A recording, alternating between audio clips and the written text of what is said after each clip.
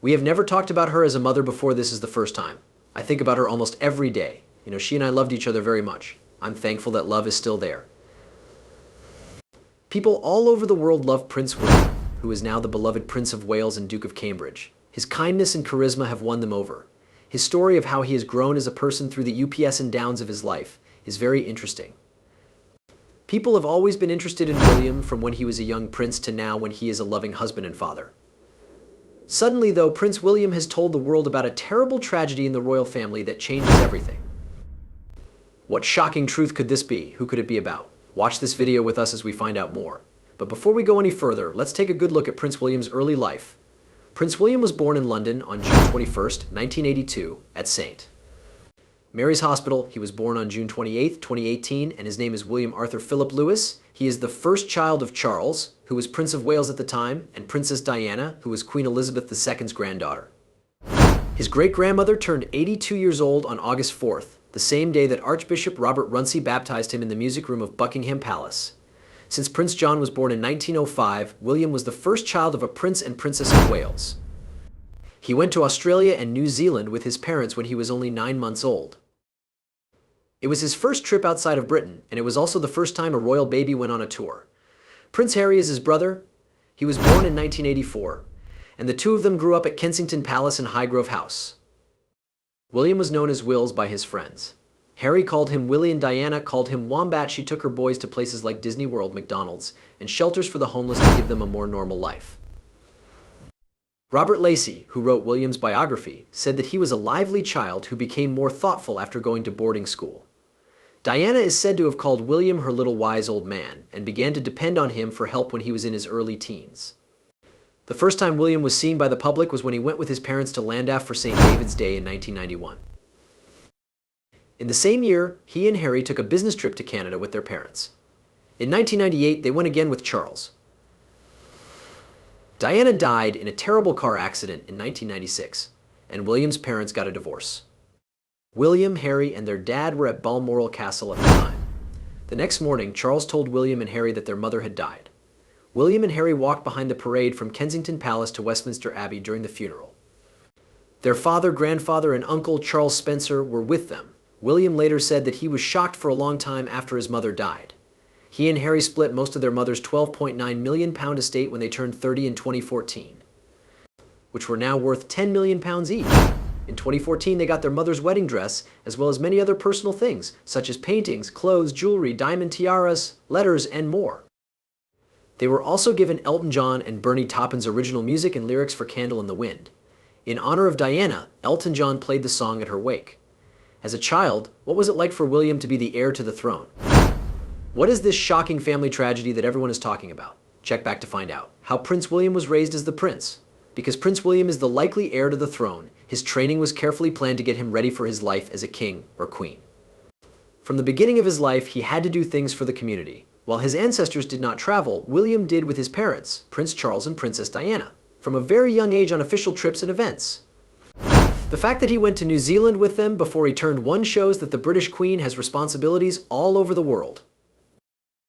Princess Diana tried to give her kids a sense of normalcy while still doing her royal duties. She was known for being understanding and a progressive parent. She chose Wetherby School in Kensington over a standard palace upbringing with a governess so that William and Harry could meet people from outside the royal circle and have a wider range of experiences. William loved how casual his mother was, which showed that she believed life went beyond the castle walls. This way of thought affected everything their family did, from trips and activities to trips to the hospital and vacations. Diana thought that these things would help her boys develop empathy and a real sense of the world outside of their royal family.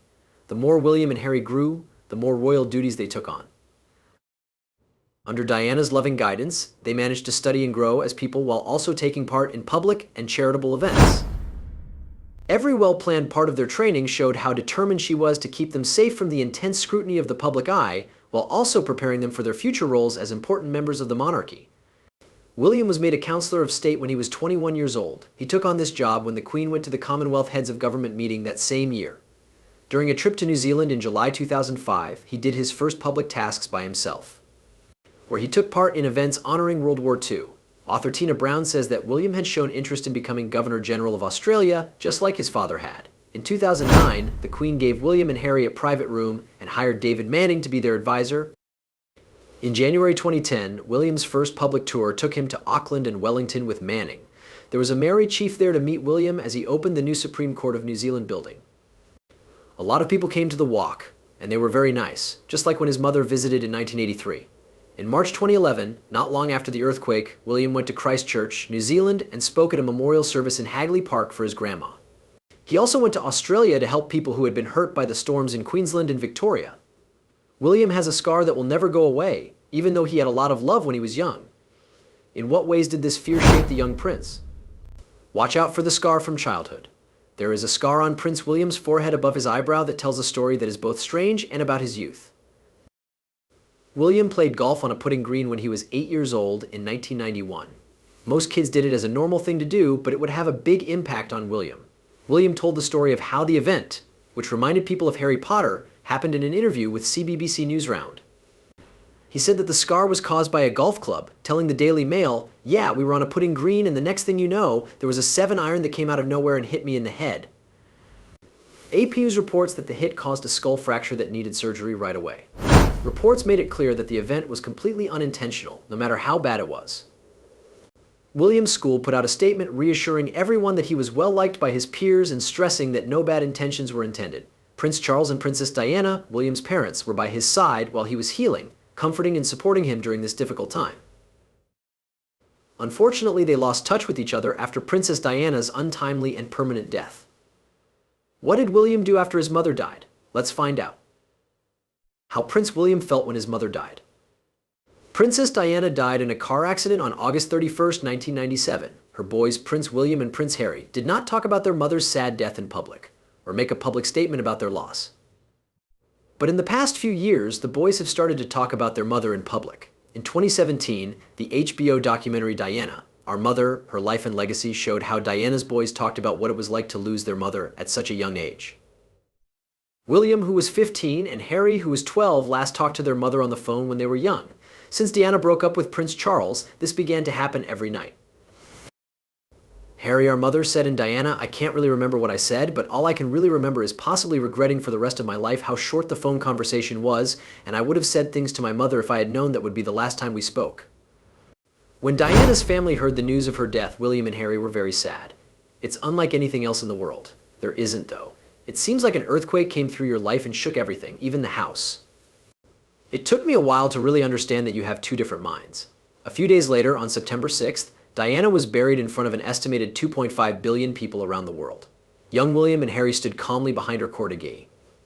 Harry talked about how hard it was to accept the news that his mother had died in an interview with Newsweek in 2017. Harry said, "My mother had just died, and I had to walk a long way behind her coffin while thousands of people watched me and millions more watched on TV. Regardless of the case, I believe that no child should ever be asked to do that job. I don't think that would happen now." The royal family tried to talk to the young princes about their mother's death right after Diana died. William said in the video, "The family got together and Harry and I tried to talk about it as best we could. But it was really hard to say what you felt or understand how you felt at that age. It has a lot of parts." When his mother died, Prince Harry decided to be shocked instead of crying. When he was 12, he had no idea that the mother who took him to soccer games and sometimes to the movies or for burgers could mean so much to so many people he had never met. Harry said about Diana, our mother, that the love and grief that came from so many people who had never even met her after she died was very, very strange. I also wondered how it was possible for so many people who had never met my mom to cry and show more emotion than I genuinely felt. Diana was buried on a small island in the middle of Oval Lake at the Althorpe estate, which was owned by her family. There was a program where Harry said, "I've only shed a tear or two since the funeral on the island." Well, a lot of sadness still needs to be shown. The guys did everything they could to stay strong because everyone was watching them, even when they were in pain, and they had to keep up a good public image. You slowly try to get your life back on track and figure out what happened. I kept telling myself that my mom wouldn't want me to be sad," William said. While William and Harry's memories of their mother have faded over time, Diana, our mother, loved it when they looked through old picture albums that she had put together. For Vanity Fair, our mother, Ashley Gething, who is the director of Diana, said, "I don't think they knew because one of the effects of sadness and loss is that memories fade or are forgotten. Also, until the conversation began, we had no idea that they would be that open-minded." However, as soon as the conversation began, you could almost feel the memories coming back to you. In particular, one shot of Diana and Harry caught the attention of the editors. I think this one picture of Diana and Harry together says everything there is to know about their relationship. They said, Harry remembers that in the video she would just wrap her arms around you and squeeze you as hard as she could. I still miss the hugs she used to give us when I think about it. They are still with me. I want to feel that way. I miss that part of my family. I miss being able to hug you and treat you with the kindness I think everyone should get. I miss having that mom. Over time, William and Harry's sadness over the death of their mother has grown. Harry told the Telegraph, I can safely say that losing my mother when I was 12 and then shutting down all of my emotions for the next 20 years has had a pretty serious effect on both my personal life and my work. I think I've come very close to having a total breakdown more than once. There are times when it seems like grief, lies, and misunderstandings are coming at you from every direction. How did he meet his wife, the love of his life, before we told you about the tragedy in his family? Check back to find out. The love story of Prince William and Princess Kate. In 2001, when they were both living at the University of St. Andrew, St. Salvator's Hall, William and Kate Middleton became close friends. She is said to have caught William's eye when she wore a see-through lace dress to a university charity fashion show in 2002. During their second year, William shared a room with Middleton and two other friends. They started going out together in 2003. After moving to Strath Tyrum in 2003, they both lived at Balgough House with two other people. In 2004, they broke up for a short time but quickly got back together. The popular press paid close attention to the link. Middleton was getting so much attention from the media that William told them to stay away from him.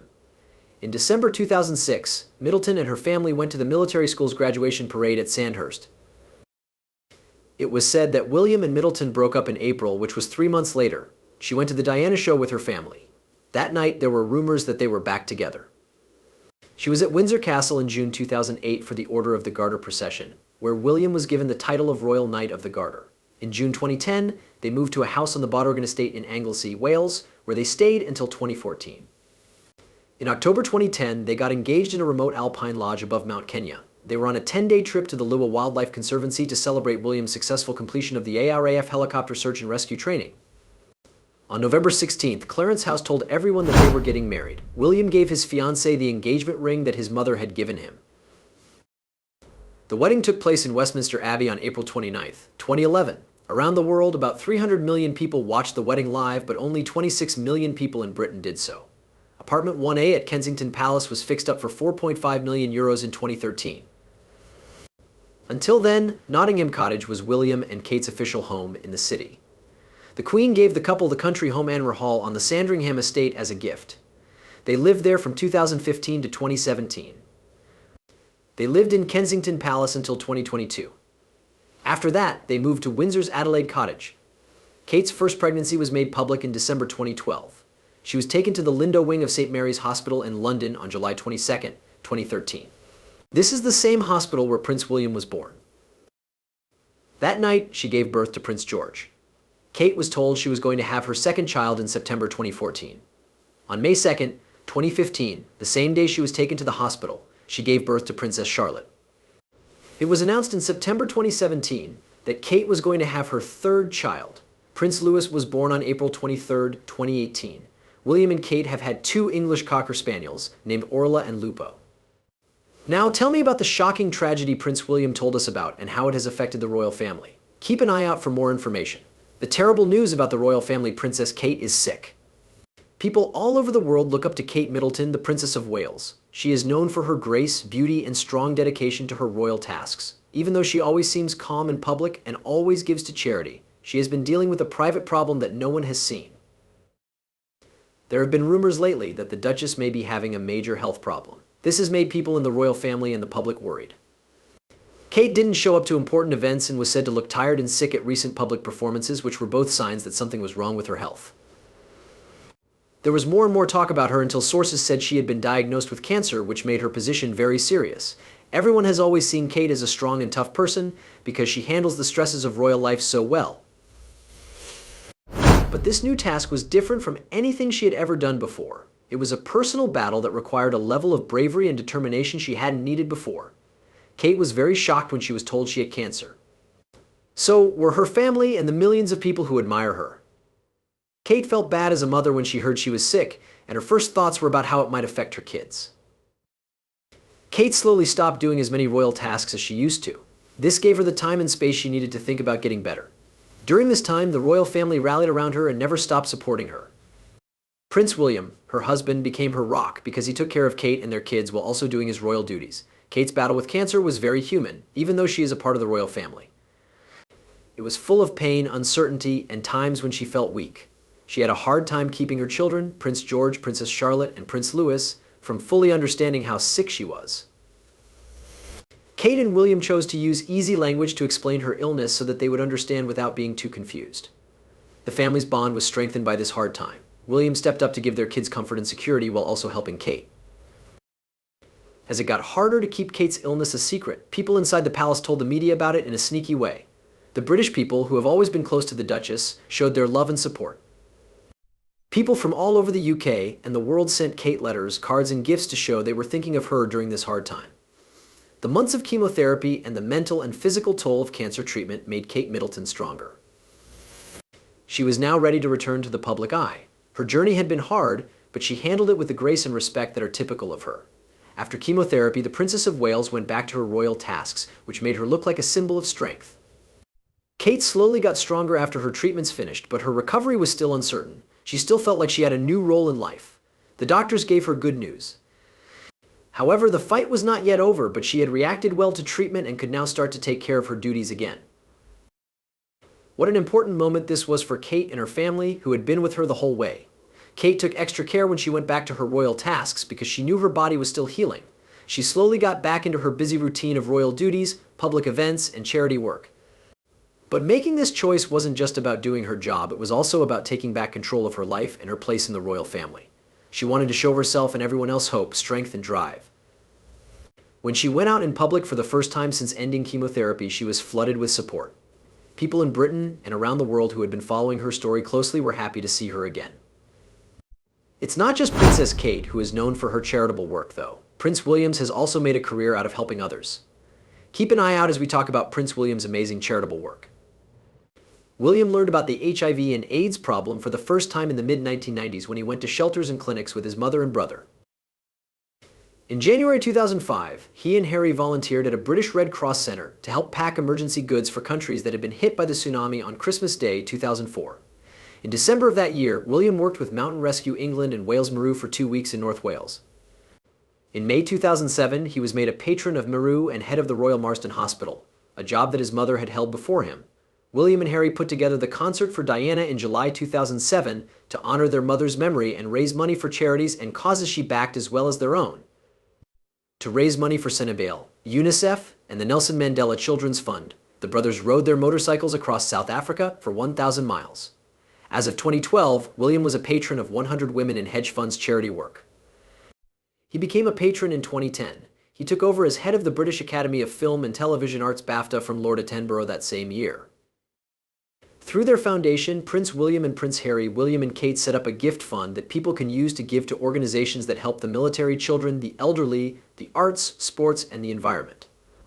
The Royal Foundation of the Prince and Princess of Wales is the new name for this group. William was in a film for the National Emergencies Trust in March 2020.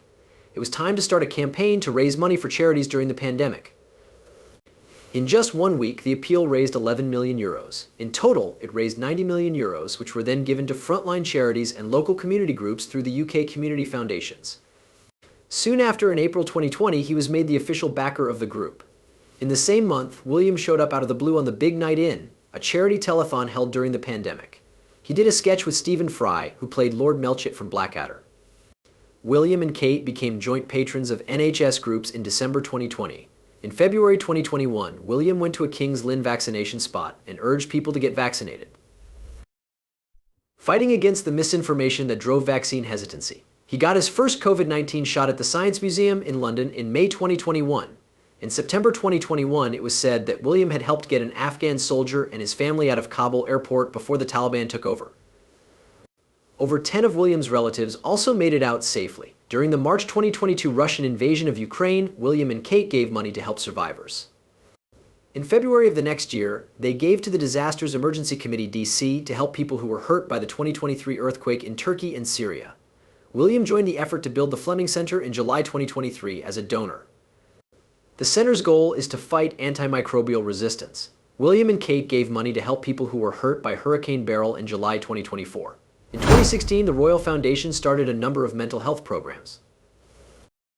One of these was Heads Together, an effort led by William, Kate, and Harry to reduce the shame that surrounds mental health.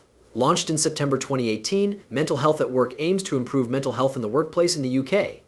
Heads Up, a program created in partnership with the Football Association and using football to raise awareness of mental health problems in adults, will follow in May 2019.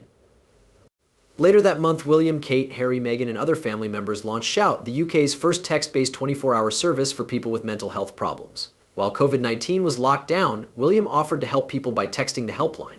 Being an air ambulance pilot, working with homeless soldiers, and seeing his wife fight for addiction recovery have all made him care about mental health. Because of the COVID-19 crisis, William and Kate worked with Public Health England in March 2020 to support a new mental health initiative. By April 2020, they had launched Our Frontline, which was meant to help frontline medical staff with their mental health. William then started the Emergency Responders Senior Leaders Board with King's College London and the Open University in September 2020. It was the job of this group to look into the mental health and well-being of emergency workers. They were a part of the Mental Health Minute campaign in May 2021 and 2022, which was played on all UK radio stations and asked people to help people who are lonely. It was World Mental Health Day in October 2022, and they took over the Newsbeat show to talk to mental health professionals. William told everyone in September 2023 about 2 projects he was working on with the Duchy of Cornwall to improve mental health services for its residents. For World Mental Health Day in October 2023, they took part in a young forum in Birmingham with BBC Radio 1 and the mix that was all about mental health. William announced in May 2024 that the charity We Are Farming Minds would get money for 3 years to help farmers in the Duchy of Cornwall with their mental health. In light of the sad news about the princess, what do you think? Do you think this is the last bad news about the royal family, or do you think there will be more? Leave a note below with what you think. Thanks for seeing this movie. We hope it was interesting for you. Remember to like and subscribe. You can watch the next movie on your screen to catch up on your favorite celebrity news. I'll see you there.